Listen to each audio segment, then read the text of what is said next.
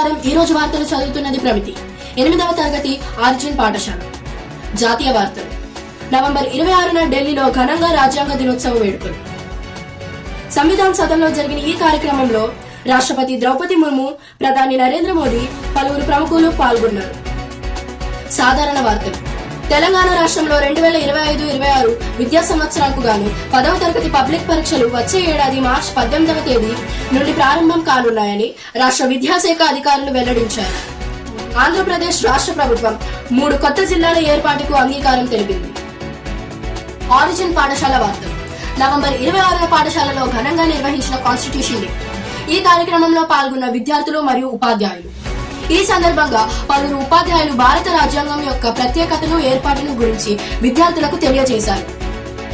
సంగారెడ్డి జిల్లాలో నిర్వహించిన బాల వైజ్ఞానిక ప్రదర్శనలో పాల్గొన్న ఆరిజిన్ పాఠశాల విద్యార్థి. పటాన్చెరు జిల్లా స్థాయిలో మెరిసిన ఆరిజిన్ పాఠశాల విద్యార్థిని 8వ తరగతి చదువుతున్న నందిని రూపొందించిన వినూత్న ప్రాజెక్ట్ రాష్ట్ర స్థాయికి ఎంపిక అవ్వడం జరిగింది.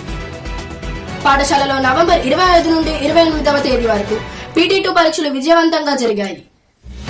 29న ఎడ్యుకేషనల్ ట్రిప్ లో భాగంగా విద్యార్థులను సికింద్రాబాద్ లో ఉన్న హ్యాండ్లూమ్స్ మరియు ఉద్యానవనంకు తీసుకెళ్లి విద్యార్థులకు వాటిపైన ప్రత్యక్ష అవగాహన కల్పించారు. క్రీడా వార్తలు. 20 ఏళ్ల తర్వాత కామన్వెల్త్ క్రీడలకు ఆతిథ్యం ఇవ్వనున్న భారత్. 2030 కామన్వెల్త్ క్రీడలను అహ్మదాబాద్ లో నిర్వహించవలసిందిగా కామన్ స్పోర్ట్స్ ఎగ్జిక్యూటివ్ బోర్డు తెలిపింది.